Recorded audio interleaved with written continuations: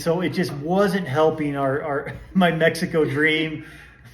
Bless my wife, because she got pulled over one time by people that were pretending to be cops, and they got inside her car, took all her money, and I'm over here just studying for vet school. I mean, it was hard, but it was a growing experience. We're better for it. So we started in Cuautitlán Izcalli.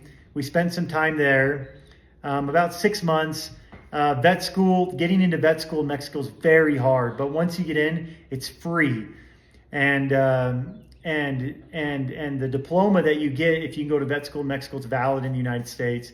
So I really wanted to do that. Like I said, we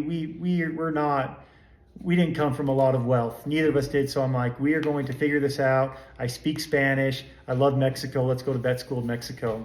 But that dream got crushed. Ashton got pregnant. She had our firstborn. And then she got blood clots all over her body.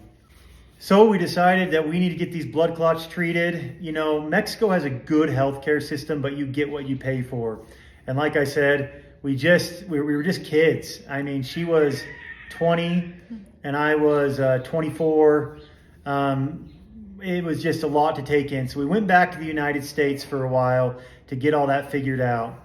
And we got her all healthy. She had 4 more kids during that time. But I still had in the back of my mind, I was like, man, I just really want to get this Mexico dream figured out.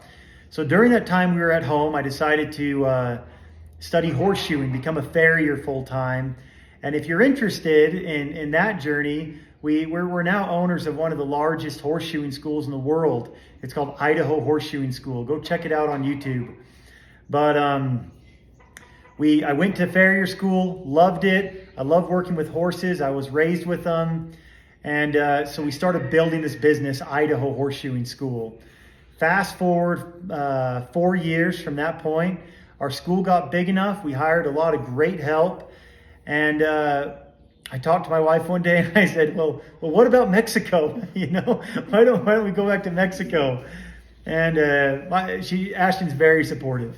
And what were your thoughts? Well, I kind of knew it was going to happen because whenever we had like a down moment of doing nothing, I would look over and on his phone or on the computer, he'd be looking up places in Mexico. Yeah. So I kind of had a little bit of a feeling. And I was like, you know what? Let's just go do it. Like, yeah. No, and that's how it was.